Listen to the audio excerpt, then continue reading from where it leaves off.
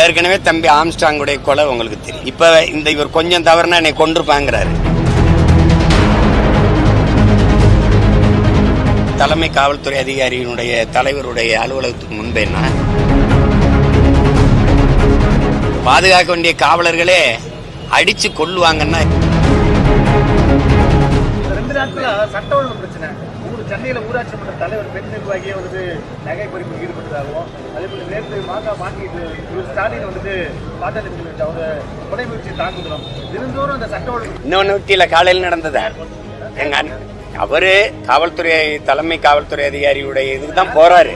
ஆமா, இந்த மா.க. ஸ்டாலின் அவருடைய பிரச்சனைக்கு அருள் சட்டமன்ற உறுப்பினர் புகார் அளிக்க வந்தது. போய் பாப்பா என்னன்னு போன இடத்துல காவலர்களுக்கு முன்னாடியே தாக்குறார். ஏற்கனவே தம்பி ஆம்ஸ்டாங்குடைய கொலை உங்களுக்கு தெரியும். இப்ப இவர் கொஞ்சம் தவறுனா என்னை கொன்றுப்பாங்கிறாரு. இப்ப அண்ணனை தாக்குறாங்க ஏர்போர்ட் முத்தி. இப்ப தலைவர்களுக்கு இவ்வளவு அச்சுறுத்தல் இருக்கு. காவல்துறை தலைமை காவல்துறை அதிகாரியினுடைய தலைவருடைய அலுவலகத்துக்கு முன்பேனா இப்ப சாதாரண குடிகள் எப்படி வாழ்றோம்?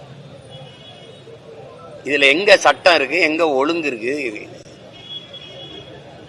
பாதுகாக்க வேண்டிய காவலர்களே அடிச்சு கொள்ளுவாங்கன்னா என்ன இருக்கு? அடிச்சு கொன்னதானே அஜித்த அடிச்சு கொன்னதானே. அப்புறம் காவல்துறைக்கு அதிகாரம் இல்லைன்றீங்களா, இல்ல காவல்துறை குறைவாக இருக்கிறதுனால அதை செயல்படுத்த முடியலையா, அது உரிய உத்தரவு பிறப்பிக்கப்படலையா? காவல்துறையா இல்ல, நீங்க தலைவர் கையில இருக்கணும். நீங்க திருடங்கையில சாவியை கொடுத்த மாதிரி நீங்க குண்டாஸ் அவங்க கையில, நீங்க கொள்ளக்காரன் கையில நாட்டை கொடுத்துட்டு திருடுறானேன்னா எப்படி? காவல்துறை அவர் கட்டுப்பாட்டுல வச்சு இயங்குதான் பாருங்க. தேர்தல் வரதுக்கு முன்னாடி பல்வேறு கட்சிகள ஒரு சில குற்றச்சாட்டுகள் இருக்கும், வழக்கு விசாரணைகள் இருப்பாங்க. அவங்கள மட்டும் குண்டாச போட்டுட்டே இருக்காங்க. திமுக சார்ந்தவங்க இல்லாம அதிமுக, பாமக, இந்த பல்வேறு கட்சியை சார்ந்தவங்க ரவுடிகளை பிடிக்கிறோம் தேர்தல் வரும்போது இப்பத்திலிருந்தே அந்த நடவடிக்கையில் ஈடுபடுறாங்க. தவிர இந்த சட்ட ஒழுங்கு பிரச்சனை, செயின் பறிப்பு, இந்த கஞ்சா, இந்த மாதிரியான நடவடிக்கையில் ஈடுபடுறது தமிழகம் முழுவதுமே குற்றச்சாட்டு. பணம் பறிக்கிறது, சங்கிலி பறிக்கிறது தவறு.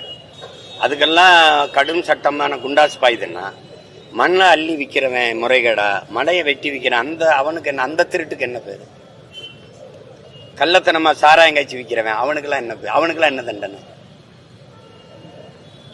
எதுக்கு குண்டாஸ்னு ஒண்ணு இருக்குல்ல? பேசுறதுக்கெல்லாம் குண்டாஸ் போட்டிருக்காங்க. எழுதுறது, முகநூல்ல எழுதுறது, மேடையில பேசுறதுக்கெல்லாம் குண்டாஸ் அப்படின்னா அந்த சட்டம் தவறாதான பயன்படுத்தப்படுது. என்னைய என் மேல 2 முறை தேசிய பாதுகாப்பு சட்டம் போட்டாங்க.